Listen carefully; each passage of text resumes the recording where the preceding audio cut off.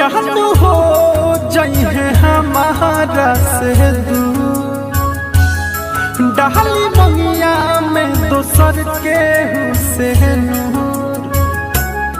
जहाँ तू हो जाइए हमारा से दूर, डाली बंगिया में दोसर के हुसैन।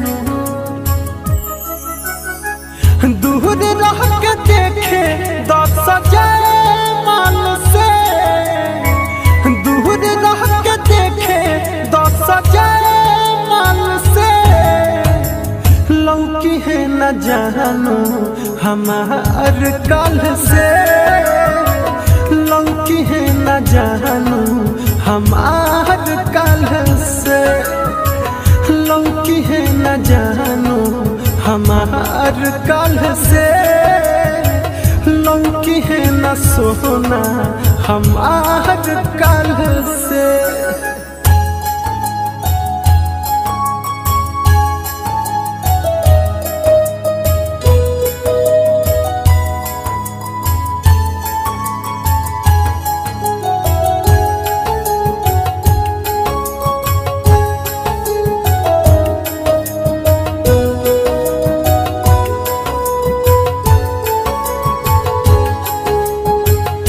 धक से धड़की दिलावा रही है न पास हो, उनके के अखिया हरदम करी तलाश हो।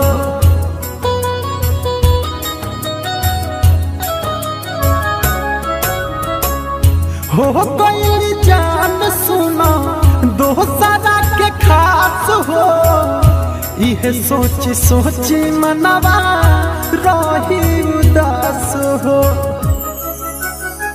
सूख जाई पतई गिर के सुना डाल से, सूख जाई पतई गिर के सुना डाल से।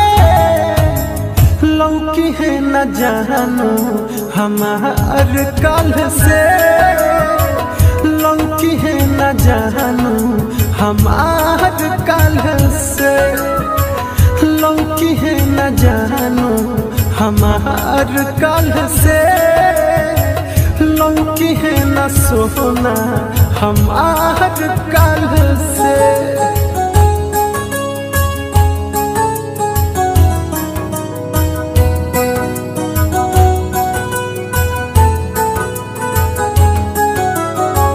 Mix by Aditya recording studio Gopalganj.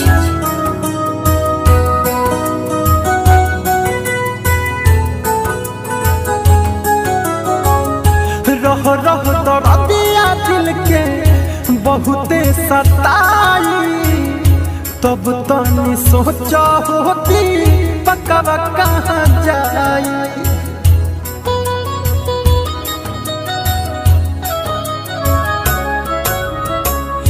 कहीं बेवफा की उनके कहीं हर जाई, करता सवाल दिलवा का हम बताई। तू ही कह से सनत कैसे निकलब जाल